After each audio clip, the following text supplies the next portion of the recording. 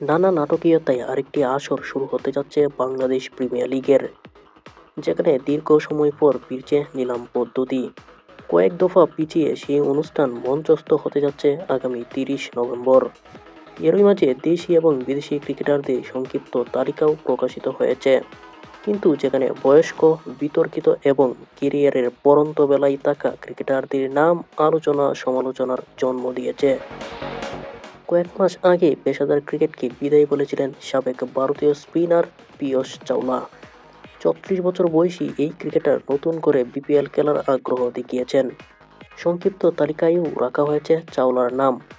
বর্তমান টি-20 ক্রিকেটে প্রায় বাতিলের কাতায় চলে যাওয়া সামিত প্যাটেল, রবি বুপারারাও বিপিএলের দ্বাদশ আসরে নিলামের জন্য অপেক্ষায় আছেন। বিগত আসরের মতো তাদের টুর্নামেন্টটিতে খেলতে দেখা গেলেও হয়তো অবাক হওয়ার কিছু থাকবে না। বুপারা, সামিত দুজনের বয়স 41। তারা দীর্ঘ সময় ধরে বিভিন্ন ফ্রাঞ্চাইজি টুর্নামেন্টে ফেরিওয়ালায় পরিণত হয়েছেন। তবে সাম্প্রতিক সময়ে প্রথম সারির বড় কোনো টুর্নামেন্টে দেখা যায়নি তাদের। সেক্ষেত্রে ব্যতিক্রম বিপিএল। একইভাবে সাবেক ক্রিকেটারদের টুর্নামেন্টের লিজেন্ডস লিগেও খেলা শোয়েব মালিকের মতো ক্রিকেটাররাও এবারের নিলামে আছেন। 44 বছর বয়সী সাবেক এই পাকিস্তানি অলরাউন্ডারের বিপিএল খেলার অতীত অভিজ্ঞতা রয়েছে, কিন্তু এবারও সংক্ষিপ্ত তালিকায় চমক সৃষ্টি করেছে তার নামটি।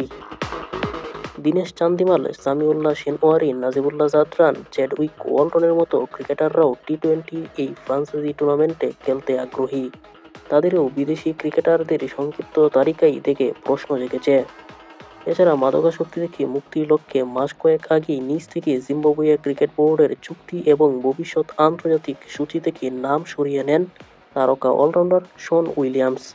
অথচ তাকেও রাখা হয়েছে বিপিএলের নিলামে। বাংলাদেশের জনপ্রিয় এই ফ্রাঞ্চাইজি লিগে নিলামের জন্য অপেক্ষমান 245 বিদেশি ক্রিকেটারদের মধ্যে 4 জন 40 ঊর্ধ্ব, ন্যূনতম 21 জন 35 ঊর্ধ্ব বয়সী। এদের মধ্যে কয়েকজন হয়তো পারফরম্যান্সের বিচারে কোনোরকমভাবে উতরে যাবেন, কিন্তু বেশিরভাগই নিলামের সংক্ষিপ্ত তালিকায় জায়গা পেয়ে চমক দেখিয়েছেন। এত গেল বয়সের হিসাব। এর বাইরেও টি-20-র সব পারফরম্যান্স না থাকা সত্ত্বেও ক্রিকেটারদের বড় একটি অংশ নিলামের বিবেচনায় কিভাবে এলেন তা নিয়ে আলোচনা চলছে। এদিকে বিপিএলের গত আসরে বেশ কিছু ম্যাচে স্পট ফিক্সিংয়ের অভিযোগ উঠেছিল। এমনকি তা নিয়ে দীর্ঘ তদন্তের পর প্রস্তুত করা হয়েছিল প্রতিবেদনও, কিন্তু সেটি প্রকাশ করা হয়নি। ফলে বিতর্কিত এবং ফিক্সিংয়ে জড়িত ক্রিকেটার কর্মকর্তা আসন্ন বিপিএলেও থাকতে পারেন বলে অভিযোগ উঠেছে।